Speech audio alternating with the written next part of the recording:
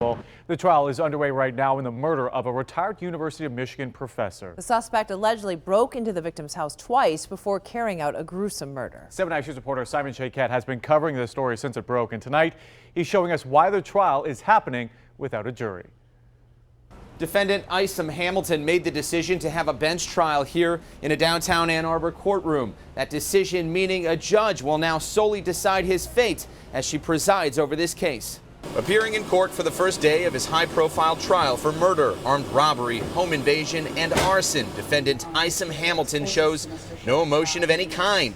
Allowed to wear prescription sunglasses, he sits silent as prosecutors lay out a case for how he allegedly murdered 77-year-old retired U of M chemistry professor Robert Sharp at his Ann Arbor home on June 10, 2018. This defendant is not only guilty of felony murder for murdering Mr. Sharp to get away with these lousy electronics, computer, and minuscule items, but that he also committed the armed robbery, the home invasion.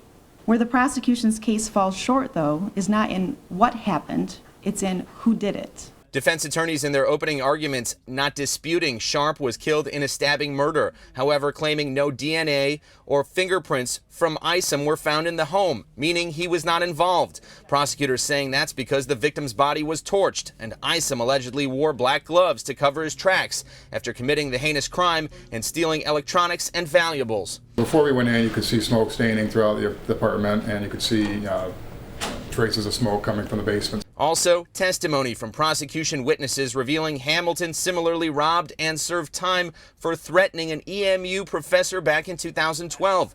Witnesses say Hamilton once worked at a Wendy's where he became familiar with Professor Sharp and his late wife as well.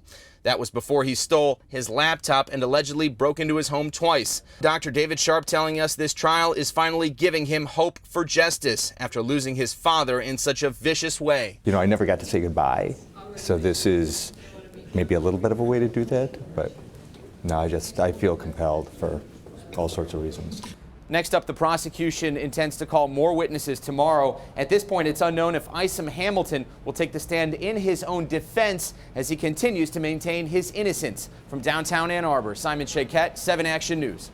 Tonight,